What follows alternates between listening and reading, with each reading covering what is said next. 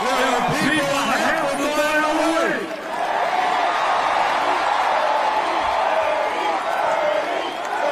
Let me... No. It's not Bernie, it is you. Let me thank our brothers and sisters in the trade union movement for being here. Let me thank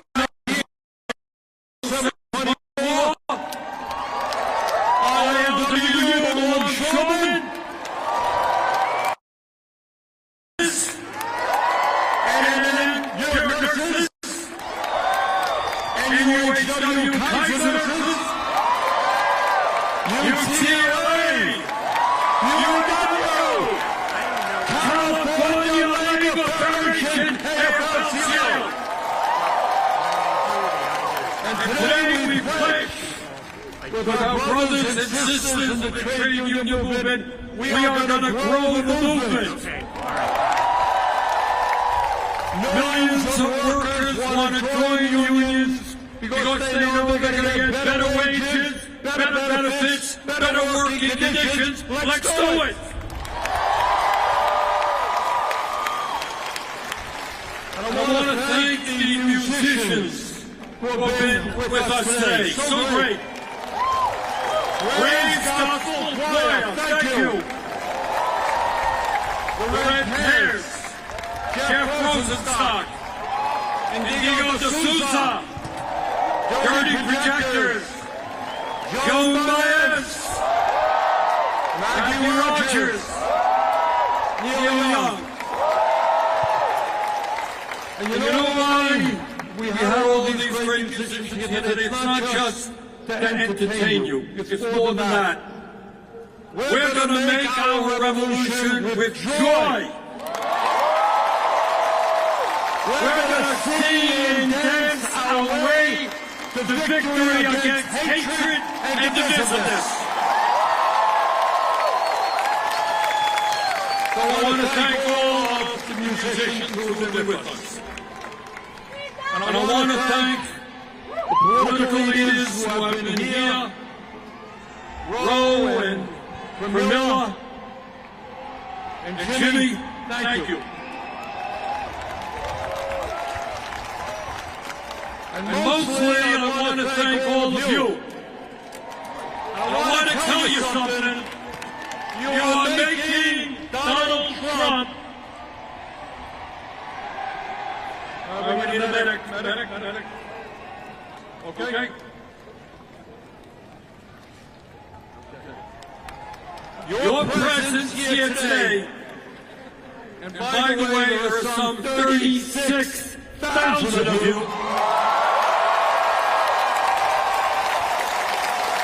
the largest rally that we have ever had.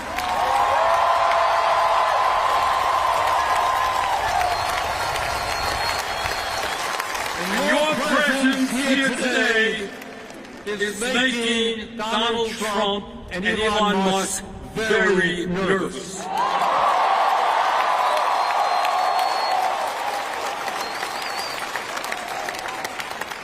Last time we did a rally in Denver, a little bit smaller than this. Thank you, LA.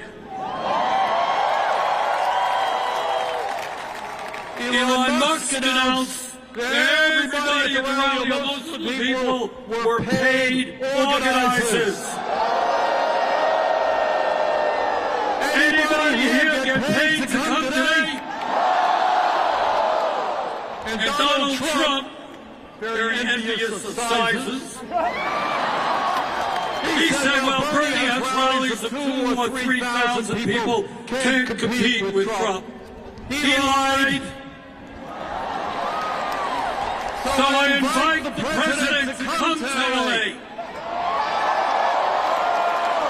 Tell the people here why you think it's a great idea to cut Medicaid and nutrition and health care so you can give tax breaks to billionaires. The people of LA would love to hear that. So why are we here in LA today? The answer is obvious. We are living in a moment of extraordinary danger. And how we respond to this moment will not only impact our lives, but will impact the lives of our kids and future generations, and in terms of the climate. It will depend, we can depend on whether or not the planet Earth survives. That's why we're here today. We're living in a moment where a handful of billionaires control the economic and political life of our country. We're living in a moment with a president who has no understanding or respect for the Constitution of the United States.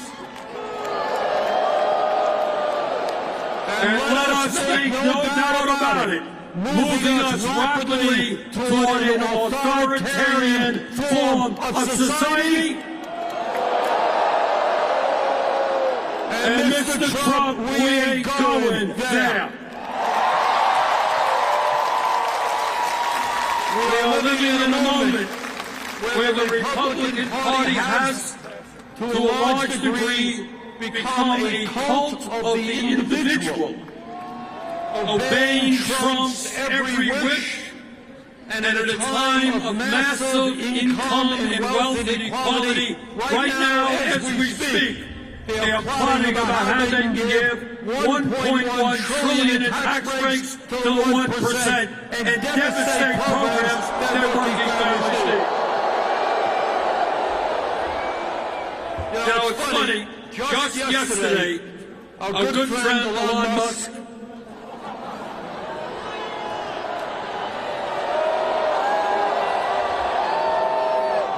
Mr. Musk sent out a tweet. And in essence, he said, you know, Bernie Sanders has been talking about the growth of oligarchy year after year after year. Well, Elon, you're damn right. That's what I've been talking about.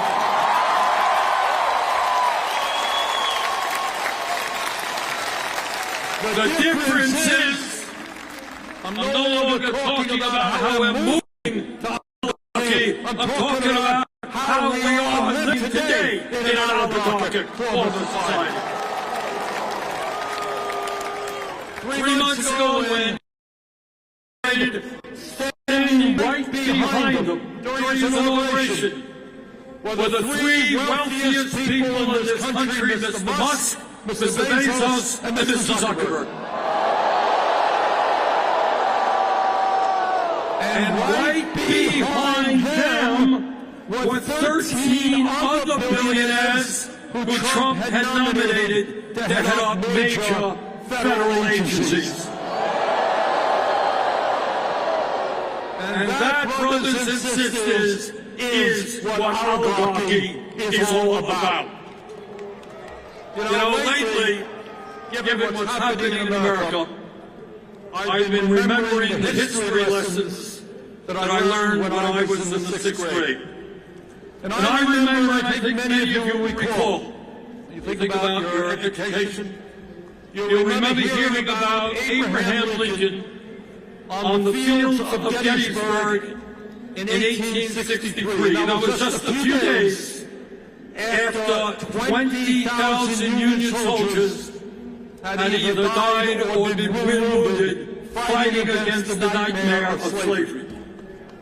And Lincoln looked out on that field, and this is what he said, you all remember. He said, quote, we here highly resolve that these dead shall not have died in vain, that this nation under God shall have a new birth of freedom, and that government of the people, by the people, for the people, shall not perish from the earth.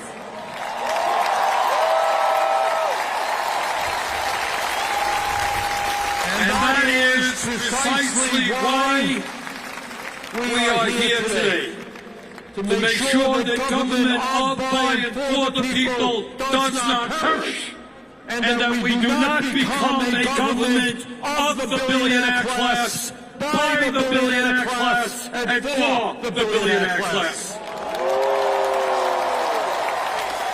The American people do not want the richest guy on earth running all over Washington, D.C., decimating the Social Security Administration, making it harder. The richest guy on earth, making it harder for old people with disabilities to get the benefits that they paid into. Proposing to lay off 83,000 workers at the Veterans Administration. Denying the health care that the men and women who put their lives on the line to defend us deserved. Slashing the Department of Education. Decimating USAID. Which, by the way, means that hundreds of thousands, if not millions, of the most desperate people in this world will die as a result. And when we talk about oligarchy, it is not just economics. I trust that all of you know that you are living under a corrupt campaign system which allows billionaires to buy elections. Don't tell me about democracy when Musk himself can put $270 million to elect Donald Trump and then get rewarded with the most important position in government. But it's not just Musk and Republicans, it's the Democratic Party as well. Their billionaires, health candidates, don't stand up to the powerful special interest, and too many Democrats are listening to them. And that is why if we want to preserve democracy in America, we've got to overturn this disastrous Citizens United Supreme Court decision. And we're going to move to public funding elections. In America, one person, one vote, not billionaires buying elections. Let me tell you something about the oligarchs. They are very, very religious people. But their religion is not based on doing unto others as you would have them do unto you. Their religion is not based on love or justice. Their religion is based on greed, and more greed.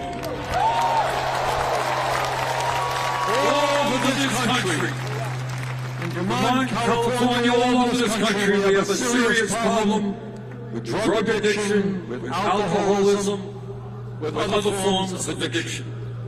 But in my honest opinion, the most serious addiction crisis we face is the addiction of the oligarchy toward greed. They got billions and billions of dollars. It's not enough. They need more.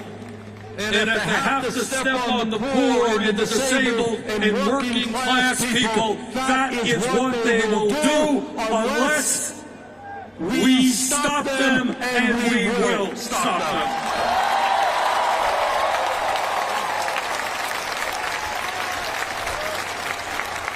But it's not just oligarchy we are fighting. We're fighting EMC,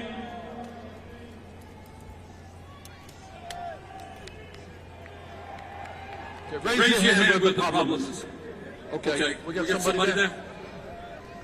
Got it, somebody? Okay, thank you.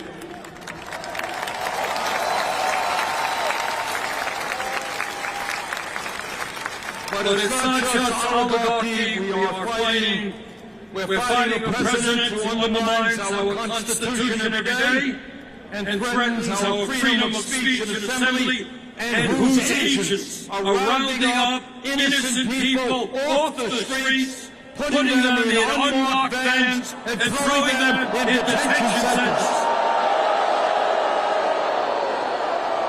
That is what happens in dictatorships, not democracies. And we're going to stop that outrageous action on the part of the president. You know, our founding fathers of this country were no dummies. They wrote a constitution and established a form of government with a separation of powers. Remember what we all about that? You got a legislative body, Congress, you got an executive branch, president, you got a judiciary, federal courts. And they wrote that document because they had just fought a brutal war against the autocratic King of England. And what they understood as they were forming this new country, that they never wanted to see a nation where one person had unlimited power. Well, Trump wants that power. We are not giving it to him.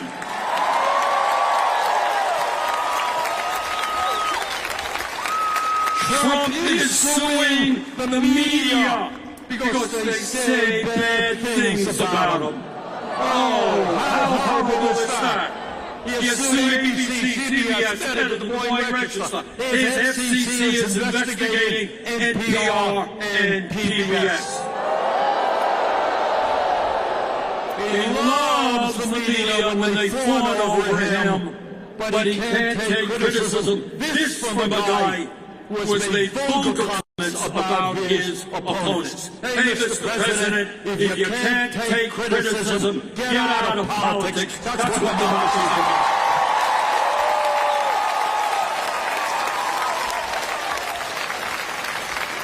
Trump is going after the powers of Congress.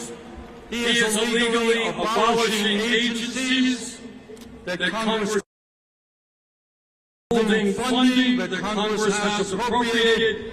He is establishing tariffs that he has no legal right to do. But it's not just the media and Congress that he's trying to intimidate. In an absolutely outrageous way, he is going after the judiciary. His view is if a decision comes down from a judge that you don't like, you try to get rid of that judge and impeach him or her. He is going after law firms that have opposed him and his interests in the past, and disgracefully, a number of these law firms have caved in. He is going after universities. You know, the function of the university, school of higher education, is to pursue the truth, not the authoritarian president, but to protect the veterans again.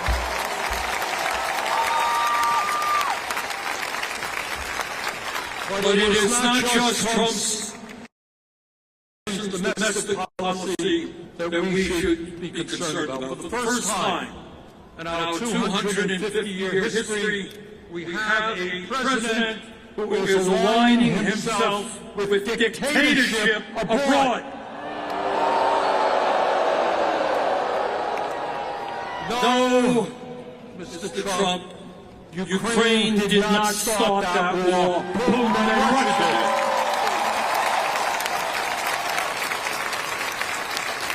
We must lead the world in supporting democracies, not supporting Putin and dictatorships. Let me tell you something else.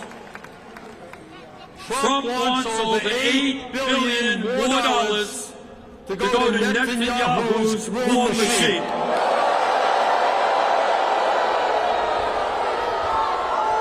Israel has a right to defend itself against terrorism, but it does not have a right to go to war against the entire Palestinian people.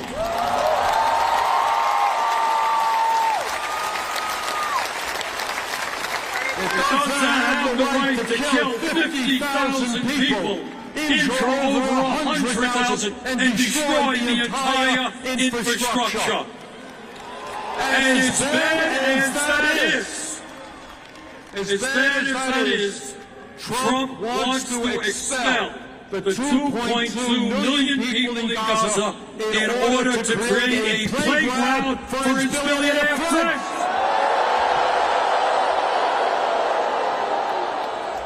That is beyond insane, and we will never let that happen.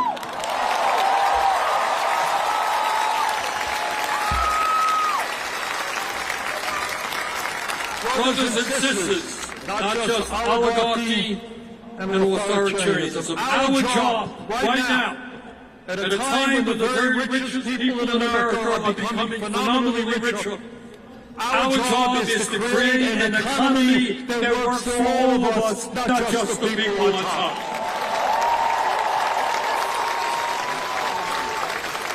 Are they going to do something radical? Are you ready? They're going to tell the truth. Talk about what's really going on in America today, and that is we are living with two Americas. One America, the people on top, have never ever in the history of our country had it so good. Today we have more income and wealth and equality than we have ever had. The three wealthiest people own more wealth than the bottom half of American society, 170 million people. The top 1% owns more wealth than the bottom 90%, and the CEOs of major corporations now earn 300 times what their workers are making. Is there a medical issue? We need an EMT there. Raise your hand, guys.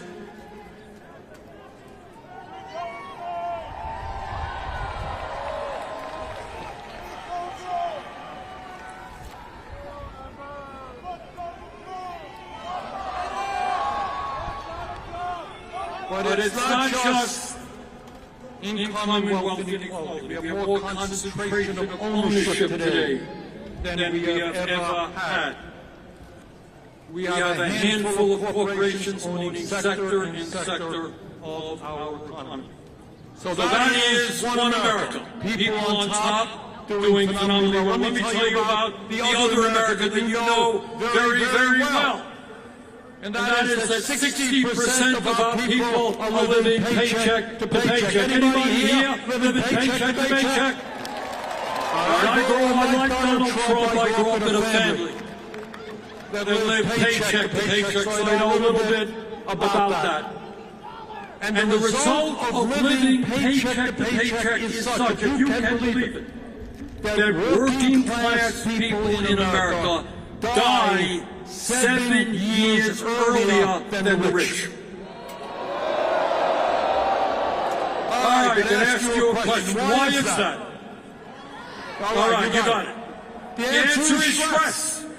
If you got to worry every single day how you're going to feed your kids, how you're going to pay the rent, how you're going to make sure that your car doesn't break down so you can get to work, how you're going to afford to provide for your kid when your kid gets sick and needs to go to the doctor, how you have to work when your schedule is changed every day and you have a boss that doesn't care about you.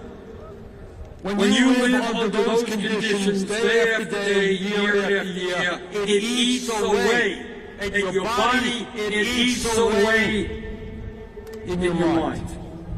We need to create an economy where all of our people can live out their life expectancy in the way that they should.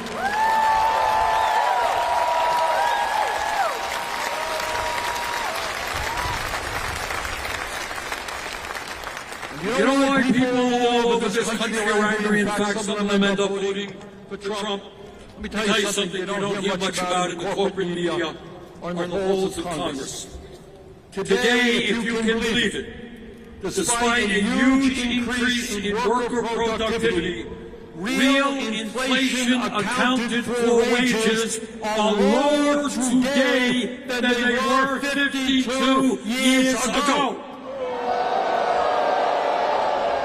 So workers are producing more and more, but all of what they produce, all of the benefits are going to the top 1%. And during that same period, we have seen a $75 trillion transfer of wealth from the bottom 90% to the top 1%. Today in America, half of older workers have nothing in the bank as they face retirement. And 22% of our seniors are living on $15,000 a year or less. And 800,000 Americans are sleeping out on the streets. Today, as I look at this great crowd, I remember another rally that I attended. It wasn't up here, it was way back. And that was in 1963. I was in Washington for Dr. Martin Luther King Jr.'s great I Have a Dream speech.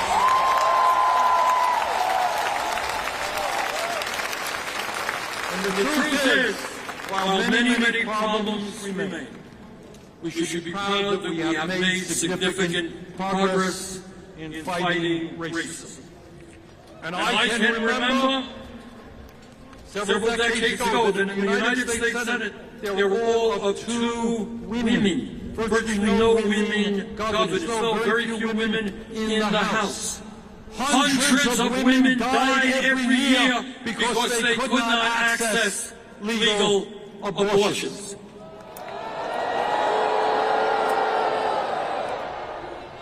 I can remember growing up when young people who were gay were ashamed to acknowledge that and suffered in their silence. And nobody back then would have dreamed that we would achieve gay marriage in many states in this country. So my point is that we have made and should be proud of the fact that we have made progress in a number of enormously important areas. But we should also be conscious that in perhaps the most important issue, the economic struggle that so many Americans are now engaged in, we have lost ground. Back in 1944, President Franklin Delano Roosevelt, one of the great presidents in the history of our country, he gave a State of the Union address. And this is what he said back in 1944. He said, you know what, we're a great country, we have a great constitution, we have freedom of speech, freedom of religion, etc. But what we need to add to that is to understand that economic rights are human rights.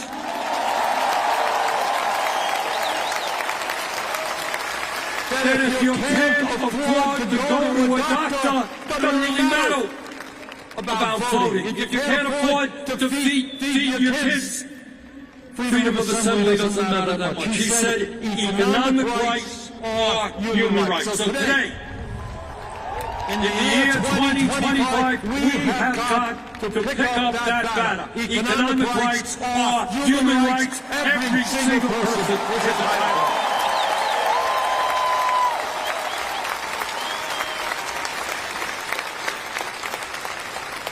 And this gets to a very fundamental issue. Marx and his friends see you as nothing more than workers to be disposed of. They got rid of tens of thousands of federal workers.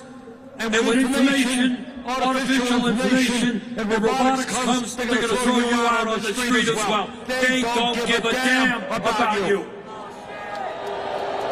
They don't give a damn about your kids. And what we're going to do is say, sorry, we are human beings. And we are entitled we are entitled to certain fundamental economic rights. So no, we are not going to give more tax breaks to billionaires.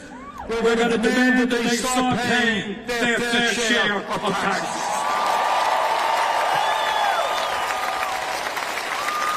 No, we're not going to keep a federal minimum wage of $7.25 an hour. We're going to raise our rates to a living wage. No worker in America should live in poverty and undercountry.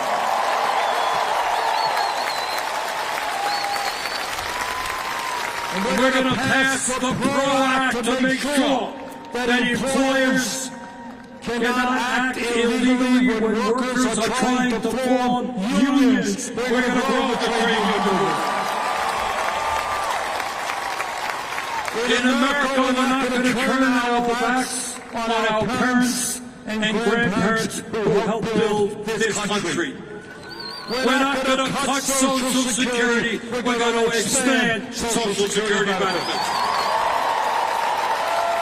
And by the way, we're going to reestablish defined benefit pensions for workers in this America.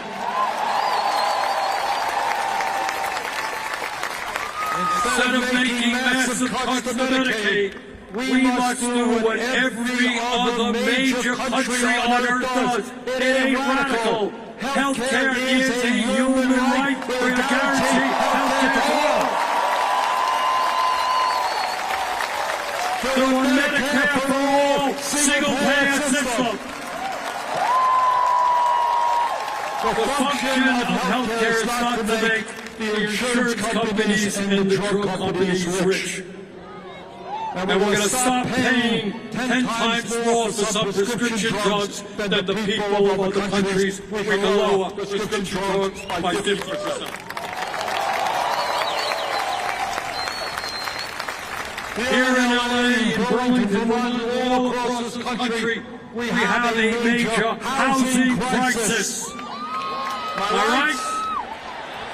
And it's not just homelessness. It's people paying 40, 50, 60% of their limited incomes in housing. Instead of spending $1 trillion a year on the military, let's build 5 million units of low-income and affordable housing.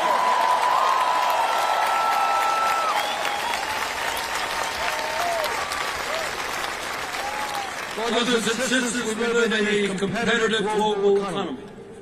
And if we're going to effectively compete, we need the best educated workforce in the world. It is nothing less than insane and counterproductive that we have young people leaving higher education $50,000, $80,000 in debt. We need more doctors. You know what doctors are leaving medical school with? $500,000 in debt. Nurses are leaving $100,000 in debt. Education is a human right from child care through college. We need sheet metal workers. We need carpenters. We need construction workers. We need apprenticeship programs. We need to make public colleges, universities, and trade schools tuition free.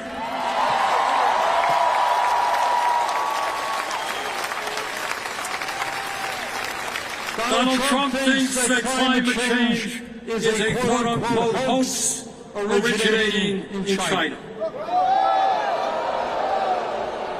This state, California, has gone through enough pain to know that climate change is not a hoax.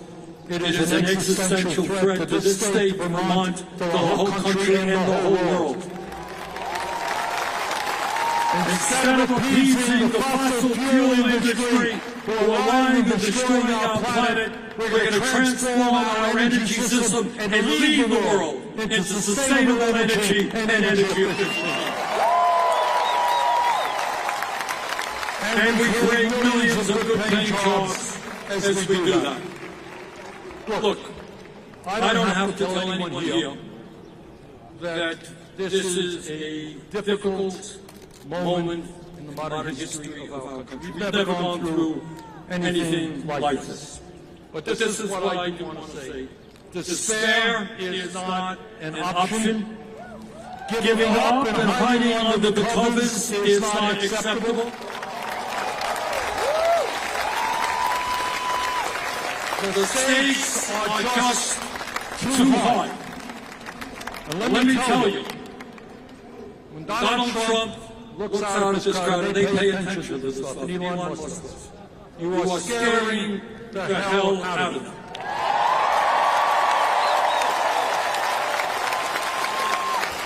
Because they know what you know and what I know is that they are the 1%, we are the 99%.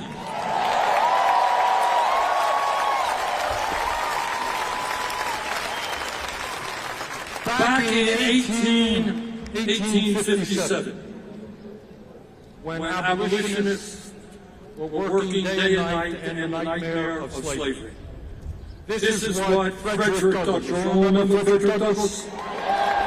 Very great abolitionist. Listen closely to what he said, because it is as relevant today as it was back then in the fight against slavery. This is what he said, quote, "Power concedes nothing without a demand. It never did, and it never will.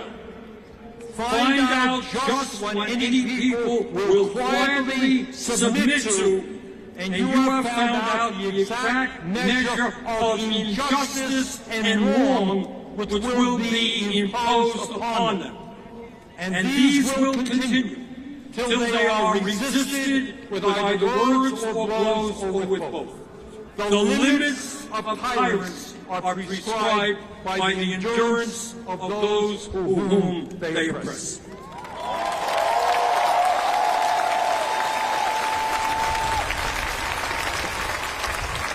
The oligarchy will concede nothing. They have the wealth, they have the power, they own Congress, they own the White House, they own much of the media, but they don't own us.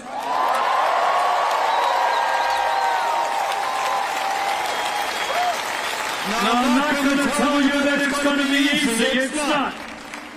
We're going to have to fight them door to door, workplace to workplace, school to school. We're going to have to educate. We're going to have to mobilize. We're going to have to stand up in a dozen different ways.